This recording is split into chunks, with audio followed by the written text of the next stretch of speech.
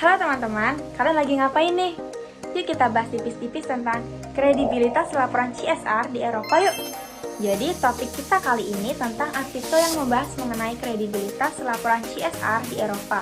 Bukti dari analisis isi kuantitatif di 11 negara. Oh ya, sebelum kita bahas isinya, kita pelajari dulu yuk apa itu kredibilitas.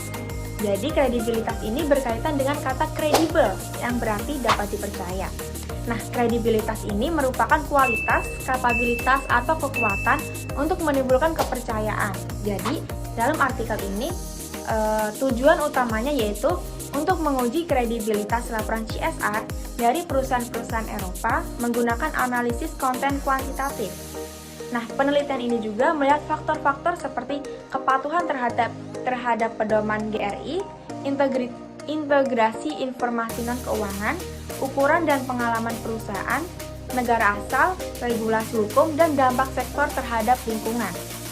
Oke, selanjutnya apa aja sih nantinya yang akan dibahas dalam artikel ini? Jadi ada beberapa yang akan dibahas dalam artikel ini, yaitu mengenai seberapa tinggi tingkat kredibilitas laporan CSR dari perusahaan-perusahaan Eropa berdasarkan analisis konten kuantitatif dan faktor-faktor apa yang mempengaruhi tingkat kredibilitas. Lalu, apakah terdapat perbedaan dalam tingkat kredibilitas laporan CSR antara perusahaan-perusahaan di sektor yang sensitif terhadap lingkungan dan perusahaan di sektor lainnya di Eropa? Oh ya, kenapa sih kita bahas artikel ini?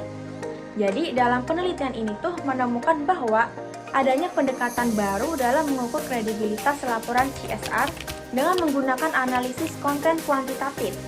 Setelah itu, pengembangan model 2 fase dari kredibilitas pelaporan yang berfokus pada isi laporan untuk meningkatkan tingkat kredibilitasnya. Nah, selanjutnya ada beberapa hipotesis yang dihasilkan dari penelitian ini. Untuk itu, mari kita kupas lebih dalam. Nah, hipotesis yang pertama itu adalah kepatuhan terhadap pedoman pelaporan standar dari organisasi terkemuka seperti GRI yang meningkatkan kredibilitas laporan CSR. Hal ini karena pedoman memberikan kerangka yang terstruktur yang menjamin konsistensinya serta komparabilitas dan transparansi dalam praktik pelaporan yang penting untuk kredibilitas. Selanjutnya, logika hipotesis yang kedua didasarkan pada premis bahwa penggunaan lebih banyak pedoman, khususnya suplemen sektoral dalam pelaporan CSR akan meningkatkan kredibilitas. Nah, ada alasan dibalik hal ini. Alasannya itu ya karena kepatuhan berbagai pedoman memberikan kerangka pelaporan yang lebih komprehensif untuk mengatasi permasalahan yang spesifik yang terjadi di industri dan meningkatkan kredibilitas laporan secara keseluruhan. Laporan CSR yang tingkat penerapannya tinggi seperti A+ atau B+ diharapkan lebih kredibel dibandingkan dengan laporan yang tingkat penerapannya lebih rendah. Hal ini karena tingkat penerapan yang lebih tinggi itu menunjukkan penerapan praktik CSR yang lebih menyeluruh dan lebih rinci, sehingga dapat berkontribusi terhadap kredibilitas laporan secara keseluruhan. Nah, masuk ke logika hipotesis yang keempat. Jadi, di logika hipotesis yang keempat ini ada korelasi positif antara panjang laporan CSR dan kredibilitasnya. Alasan dibalik hal ini yaitu bahwa laporan yang lebih panjang itu akan memberikan informasi yang lebih rinci tentang kegiatan, inisiatif, dan kinerja dari CSR perusahaan, sehingga dapat meningkatkan kredibilitas laporan tersebut.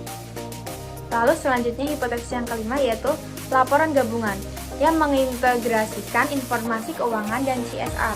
Dihipotesiskan lebih kredibel dibandingkan dengan laporan CSR yang berdiri sendiri. Nah, hal ini karena laporan gabungan memberikan pandangan holistik kepada pemangku kepentingan mengenai kinerja perusahaan, menunjukkan transparansi dan akuntabilitas sehingga dapat meningkatkan kredibilitas. Lalu hipotesis yang keenam yaitu perusahaan yang lebih besar, baik dari segi jumlah karyawan maupun pergantian karyawan, diharapkan memiliki laporan CSR yang lebih kredibel. Alasan dibalik hal ini adalah bahwa perusahaan-perusahaan yang besar memungkinkan memiliki lebih banyak sumber daya dan kemampuan untuk menerapkan praktik CSR yang kuat, sehingga menghasilkan pelaporan yang lebih komprehensif dan juga kredibel. Selanjutnya, hipotesis ketujuh, semakin sering perusahaan mengungkap CSR, maka akan semakin andal dalam melaporkan isu CSR. Jadi perusahaan yang sudah berdiri lama pasti memiliki banyak pengalaman yang mereka miliki dalam dunia bisnis. Nah, lalu yang ke-8, pengguna laporan keuangan lebih baik mempercayai laporan CSR dari negara yang memiliki peraturan mengenai pelaporan CSR yang dilaporkan secara hukum, sehingga tidak dapat dipercaya dibandingkan dengan negara-negara yang tidak memiliki peraturan terkait pelaporan CSR. Nah, yang ke-9 itu perusahaan yang beroperasi dalam industri-industri yang lebih sensitif terhadap lingkungan, cenderung memperhatikan dan mengungkapkan lebih banyak informasi terkait dengan praktik-praktik berkelanjutan dan dampak lingkungan mereka. Jadi hasil dari penelitian ini yaitu kredibilitas laporan CSR dipengaruhi oleh berbagai faktor seperti penggunaan panduan standar, tingkat aplikasi, panjang laporan, jenis laporan, dan ukuran perusahaan. Nah, hasil ini menunjukkan bahwa penggunaan standar dan tingkat aplikasi yang tinggi dapat meningkatkan kredibilitas laporan CSR. Nah, selain itu, laporan CSR yang lebih panjang dan laporan yang menggabungkan informasi keuangan. Lalu, ukuran perusahaan juga memainkan peran penting, di mana perusahaan yang lebih besar cenderung memiliki laporan CSR yang lebih kredibel. Oke, sampai sini dulu ya pembahasan tentang topik kali ini. Tunggu kami di pembahasan topik-topik hangat lainnya. See you!